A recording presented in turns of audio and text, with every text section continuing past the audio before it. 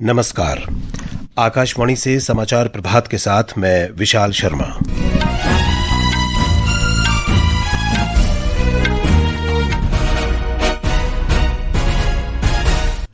मुख्य समाचार।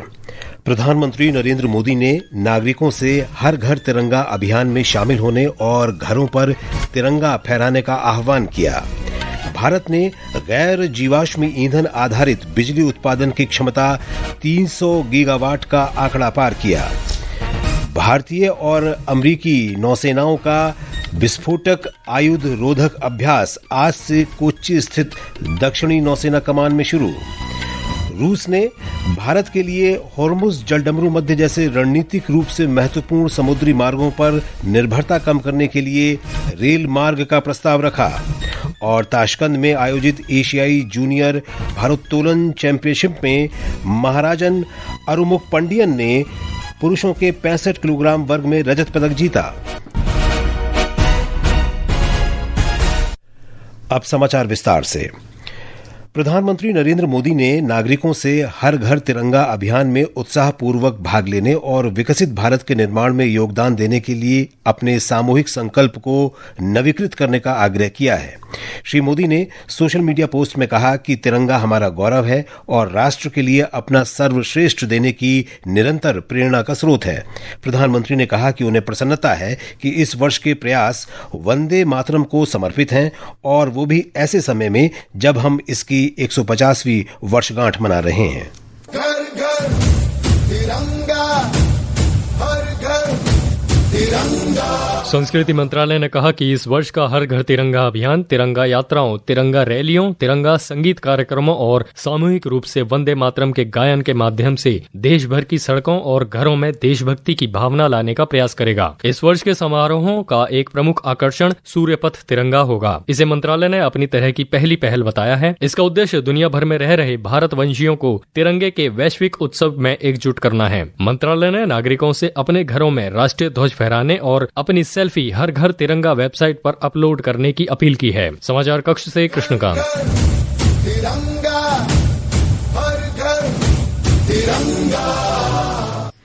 महाराष्ट्र में देशभक्ति के उत्साह के साथ हर घर तिरंगा अभियान शुरू हो गया है। राज्य के कई जिलों में स्वतंत्रता दिवस से पहले तिरंगा रैलियां और जागरूकता कार्यक्रम आयोजित किए जा रहे हैं। बीड में जिला प्रशासन, जिला खेल अधिकारी कार्यालय और विभिन्न खेल संगठनों ने मिलकर जिला खेल परिसर से एक तिरंगा रैली आयोजित की। बिहार में हर घर तिरंगा अभियान के तहत आज पटना में भव्य तिरंगा यात्रा निकाली जाएगी। हमारी संवाददाता ने बताया है कि मुख्यमंत्री सम्राट चौधरी इसका नेतृत्व करेंगे। कला, संस्कृति एवं युवा विभाग की ओर से आयोजित ये यात्रा सुबह 10 बजे जेपी गोलंबर से रवाना होकर कारगिल चौक पहुंचेगी। प्रदेश में हर घर तिरंगा अभियान के तहत हर प्रखंड को जीविका के माध्यम से 4000 तिरंगे उपलब्ध कराए गए हैं। गौरतलब है कि तिरंगा यात्रा का बिहार में विशेष महत्व है, क्योंकि 11 अगस्त 1942 में बिहार के 7 वीर विद्यार्थी तत्कालीन पटना सचिवालय पर तिरंगा लहराने के क्रम में अंग्रेजों की गोलियों से एक एक कर शहीद हो गए थे। तिरंगे की शान के लिए जान की बाजी लगाने वाले इन छात्रों की याद में पटना विधानमंडल के सामने शहीद स्मारक बनाया गया है। सविता पारीक, आकाशवाणी समाचार, पटना। मणिपुर में भी हर घर तिरंगा अभियान का आयोजन किया गया है। ये अभियान 17 अगस्त 2026 को समाप्त होगा। अभियान के दौरान नागरिक अपने घरों पर तिरंगा ध्वज फहराएंगे। मुख्यमंत्री युमनाम खेमचंद ने इम्फाल पश्चिम जिले के सिंगाजामई स्थित अपने आवास से अभियान में भाग लेते हुए लोगों से पहले खुद को भारतीय और फिर मणिपुरी मानने का आग्रह किया।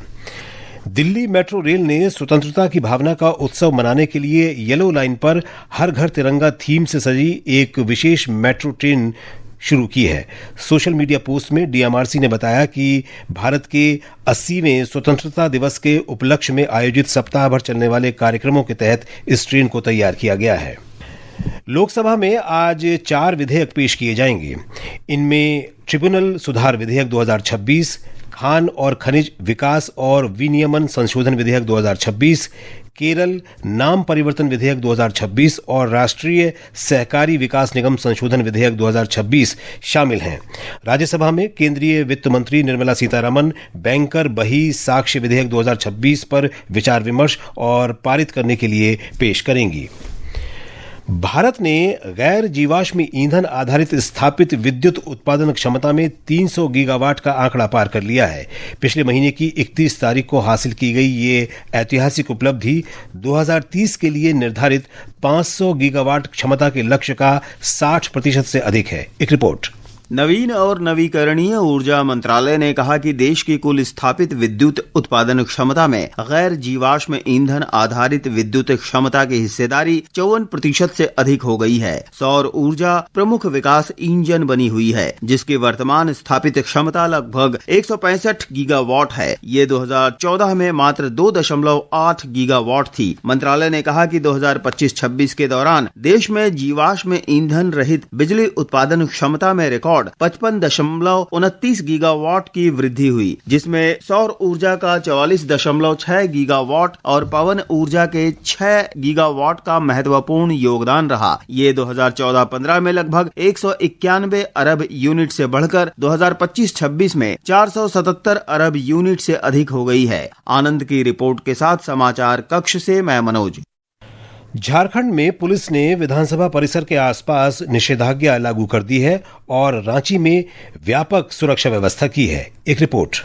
झारखंड में कथित भर्ती परीक्षाओं में अनियमितताओं को लेकर छात्र आंदोलन आज 17वें दिन भी जारी है। जेपीएससी जेएसएससी परीक्षाओं में कथित अनियमितताओं को लेकर छात्रों और झारखंड सरकार के बीच लगातार 3 दौर की वार्ता में परीक्षा में कथित गड़बड़ियों की जांच, प्रभावित परीक्षाओं को रद्द करने, दोषियों पर कार्रवाई और परीक्षा प्रणाली में सुधार पर चर्चा हुई। सरकार ने 14वीं जेपीएससी प्रारंभिक परीक्षा और बैकलॉग परीक्षाओं को रद्द करने, टीडीपीएल से जुड़ी परीक्षाओं की विस्तृत जाँच और दोषियों पर कार्रवाई का भरोसा दिया है। जेएसएससी सीजीएल परीक्षा रद्द करने की मांग पर सरकार ने कहा कि मामला उच्च न्यायालय और उच्चतम न्यायालय की निगरानी में है, इसलिए इसे सीधे रद्द करना संभव नहीं है। उधर छात्रों ने सरकार के प्रस्ताव को पूरी तरह स्वीकार नहीं किया है और आज विधानसभा घेराव के अपने कार्यक्रम पर कायम है। महविश रहमान, आकाशवाणी समाचार, रांची।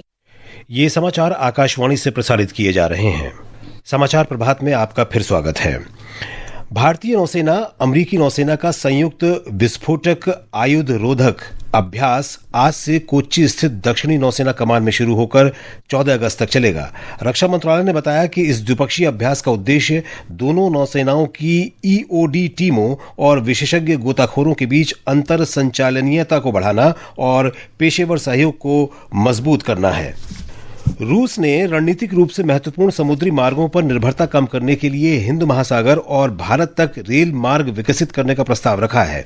रूस के उप प्रधानमंत्री मराट खुस्लुनिन ने कहा कि वैकल्पिक मार्ग होर्मुज जलडमरू मध्य और बोस्फोरस जलडमरू मध्य सहित 2 रणनीतिक जलमार्गों से जुड़े जोखिमों को कम करने में सहायक हो सकते हैं। रूस की सरकारी समाचार एजेंसी के अनुसार श्री खुस्नुलिन ने कहा कि भारत तक पहुंच प्रदान करने के लिए तुर्कमेनिस्तान, ईरान और अफगानिस्तान से होकर गुजरने वाले रेल मार्गों का पता लगाया जा सकता है। उज्बेकिस्तान के ताशकंद में एशियाई जूनियर भारोत्तोलन चैंपियनशिप में भारतीय भारोत्तोलक महाराजन अरुमुख पंडियन ने पुरुषों के 65 किलोग्राम वर्ग में रजत पदक जीत लिया है। महाराजन ने स्नैच में 128 किलोग्राम और क्लीन एंड जर्क में 157 किलोग्राम भार उठाकर अपना व्यक्तिगत सर्वश्रेष्ठ प्रदर्शन करते हुए कुल 285 किलोग्राम भार उठाया। वियतनाम के वांग थाच ने 291 किलोग्राम भार उठाकर स्वर्ण पदक जीता। मध्य प्रदेश के कई इलाकों में मूसलाधार बारिश से जनजीवन प्रभावित हुआ है। मौसम विभाग ने बताया कि अगले 2 दिनों तक बारिश जारी रहने की संभावना है। एक रिपोर्ट।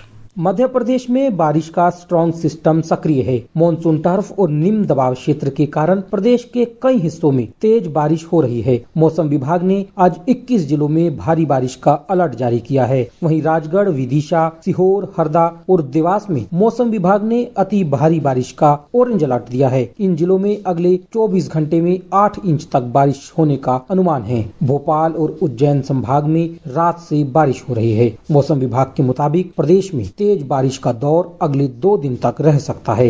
अभिनव गोयल, आकाशवाणी समाचार, भोपाल। ओडिशा से हमारे संवाददाता ने बताया है कि मूसलाधार बारिश की संभावना के मद्देनजर अधिकारी कमजोर तटबंधों और निचले इलाकों पर कड़ी नजर रख रहे हैं। उड़ीसा में बाढ़ की स्थिति अभी भी चिंता का विषय बनी हुई है, क्योंकि ऊपरी इलाकों में भारी बारिश के बाद नदियों का जलस्तर फिर से बढ़ रहा है, जबकि भद्रक और जाजपुर में बैतरणी, सालंदी और कानी नदियों के पानी ने गांवों, खेतों और सड़कों को जलमग्न कर दिया है। केंद्रापड़ा के कई इलाकों भी प्रभावित हुए हैं। IMD ने अगले 24 घंटे के दौरान कई उत्तरी और पश्चिम जिलों में भारी बारिश का अनुमान जताया है और मौसम प्रणाली के कारण आने वाले दिनों में भी राज्य में बारिश जारी रहने की संभावना है। प्रकाश दास, आकाशवाणी समाचार, भुवनेश्वर। इस बीच मौसम विभाग ने आज पूर्वी राजस्थान, हिमाचल प्रदेश, उत्तराखंड और पश्चिमी मध्य प्रदेश में मूसलाधार वर्षा के लिए ऑरेंज अलर्ट जारी किया है। हरियाणा, चंडीगढ़, पंजाब, उत्तर प्रदेश, बिहार, विदर्भ और उत्तर पूर्वी भारत के कुछ हिस्सों में भी आज तेज बारिश की संभावना है। जम्मू कश्मीर, झारखंड, कर्नाटक, ओडिशा, पश्चिम बंगाल, छत्तीसगढ़, आंध्र प्रदेश, गुजरात और महाराष्ट्र में आज बिजली कड़कने और तेज हवाओं के साथ गरज चमक का अनुमान है। आज सावन माह का दूसरा सोमवार है। उत्तर प्रदेश प्रशासन ने श्रद्धालुओं और कांवड़ियों के लिए व्यापक व्यवस्था की है। एक रिपोर्ट। कांवड़ यात्रा ऐप श्रद्धालुओं और प्रशासन के बीच संवाद की सीधी कड़ी बन गया है। तीर्थयात्रियों को उनके मोबाइल फोन पर जरूरी जानकारी मिल रही है। वहीं नियंत्रण कक्ष और फील्ड अधिकारी एक साथ ही जमीनी व्यवस्थाओं की निगरानी कर रहे हैं। ये ऐप श्रद्धालुओं को एक क्लिक पर यात्रा से जुड़ी सारी जरूरी जानकारी उपलब्ध करा रहा है। ऐप में पूरे रास्ते का मानचित्र, मंदिर, शौचालय, चिकित्सा सुविधाएं और भोजन की व्यवस्था के बारे में जानकारी दी गई है। श्रद्धालु शिकायत या आपात स्थिति में तत्काल सहायता प्राप्त करने के लिए भी इस ऐप का उपयोग कर सकते हैं। सुशील चंद्र तिवारी, आकाशवाणी समाचार, लखनऊ। आकाशवाणी का समाचार सेवा प्रभाग आज रात 9:30 बजे फोन इन कार्यक्रम पब्लिक स्पीक में अंगदान, मिथक तोड़ना, जीवन बचाना विषय पर परिचर्चा प्रसारित करेगा। परिचर्चा में राष्ट्रीय अंग और ऊतक प्रत्यारोपण संगठन के निदेशक डॉक्टर अनिल कुमार और अखिल भारतीय आयुर्विज्ञान संस्थान नई दिल्ली के डॉक्टर राजेश सिन्हा भाग लेंगे।